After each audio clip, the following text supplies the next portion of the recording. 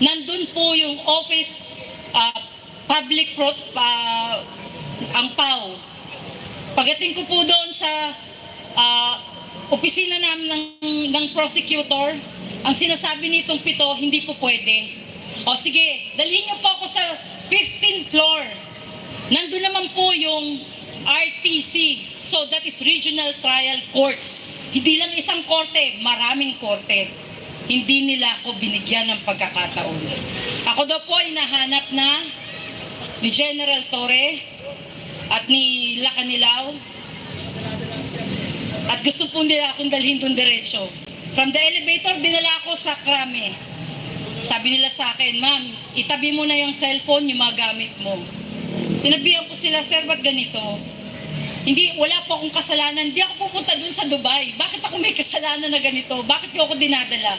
Dahil dito sa isang photocopy, isang Xerox ng Interpol Red Notice. At yung Interpol Red Notice na yan, ay may, kung titignan nyo, ako daw po ay may niloko sa Dubai na isang Arabo at hiningihan ko ng pera, pambili ng condominium. Very impossible. Dahil ako po ay hindi pumunta ng Dubai at hindi nang hingi ng pambili ng condominium. At pagdating ko po sa harapan ni General Torre, nagpapalakpakan itong magagaling nating mga pulis.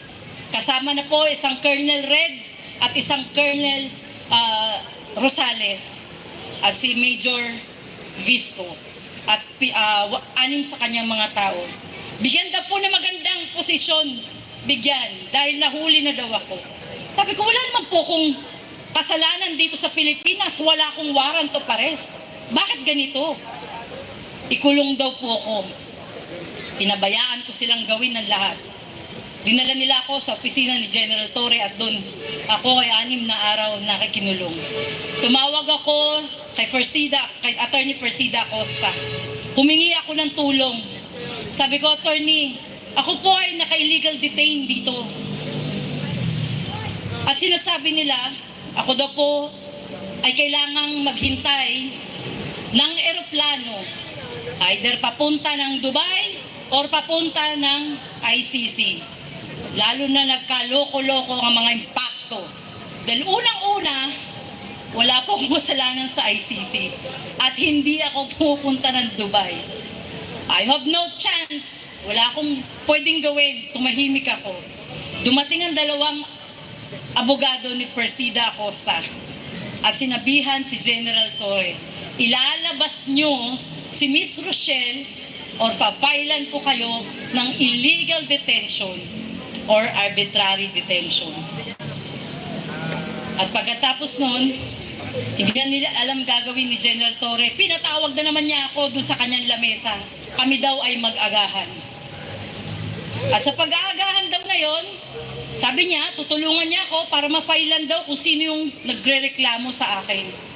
Gumawa sila ng papel na ako ay sumusuko, hindi daw po ako hinuli. Sumuko daw po ako sa kanila at humihingi ng tulong. Di ba anong kalokohan yan? Hindi ganun ang nangyari. Ganyan kayo gagaling, gumawa ng kwento. Ano to? Ako nga na ganito, babae, binitbit nyo ng ganun lang. Kailan ako nag-alsa ng galit? Nung nakikita ko lalo na si Tatay Digong ay binibit-bit nila nang hirap na maglakad yung matanda. Ako nga, nakaya ko pa sanang tumayo ng matinag. Ginanon nila, babae. Si Tatay Digong matanda. Ibig sabihin, guys, pati kayo, kaya nilang gawin araw-araw. Gagawa nila kayo ng mali. Gagawan kayo ng kalukuhan na kwentong kutsero na mga fake na kaso at bibit-bitin kayo at dadalhin kayo doon sa Hague. Hindi ba nakaka-alarma na tong sitwasyon natin? Wala akong magawa kundi paglaban ang nararamdaman ko bilang Pilipino. Kasi puta ngayon ang gobyerno